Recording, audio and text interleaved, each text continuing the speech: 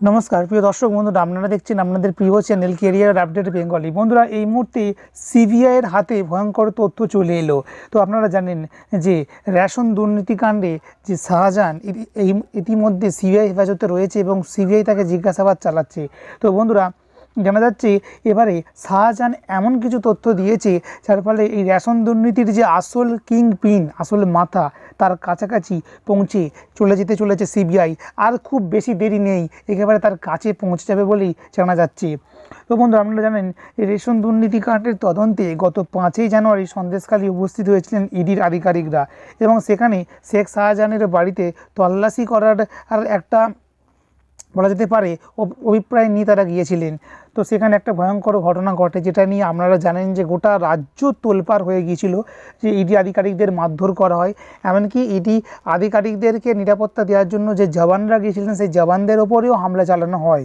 তো বন্ধুরা, তো তারপরে সিবিআইয়ের ওপরে ভার দেওয়া হয় এবং সিবিআই ইতিমধ্যে তদন্ত করছে এবং সেখানে জানা যায় এই যে অন্যতম যে অভিযুক্ত রাজ্যের প্রাক্তন খাদ্যমন্ত্রী জ্যোতিপ্রিয় মল্লিক তো রয়েছেই তো এবং সেই সঙ্গে জানা যাচ্ছে এই যে এর যে মেন যে মাথা, মূল যে কিং পিন, তিনি হয়তো অন্য কেউ।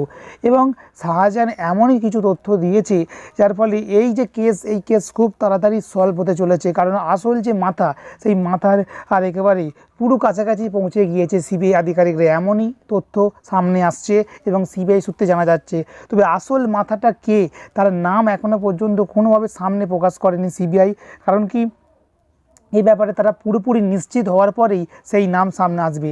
তো বন্ধুরা, তো আপনারা বুঝতেই পারছেন যে ইতিমধ্যে বলা যেতে পারে সিবিআই জোর কদমে তদন্ত চালাচ্ছে, তার প্রমাণ পাওয়া যাচ্ছে। কারণ কি সন্দেশখালীতে বারবার সিবিআই যাচ্ছে এবং আরও বেশ কয়েকজনকে সিবিআই ইতিমধ্যে আটক করেছে এবং জানা যাচ্ছে যে এই শাহজাহান মুখ খুলছে এবং এমন কিছু তথ্য দিয়েছে যার রেস ধরেই আসল যে কিং পিন, মূল মাথা, তার পুরোপুরি কাছাকাছি পৌঁছে গেছে সিবিআই। তো বন্ধুরা অবশ্যই সঙ্গে থাকুন, এই ব্যাপারে আপডেট এলে সবার আগে পেয়ে যাবেন এই চ্যানেলের মাধ্যমে।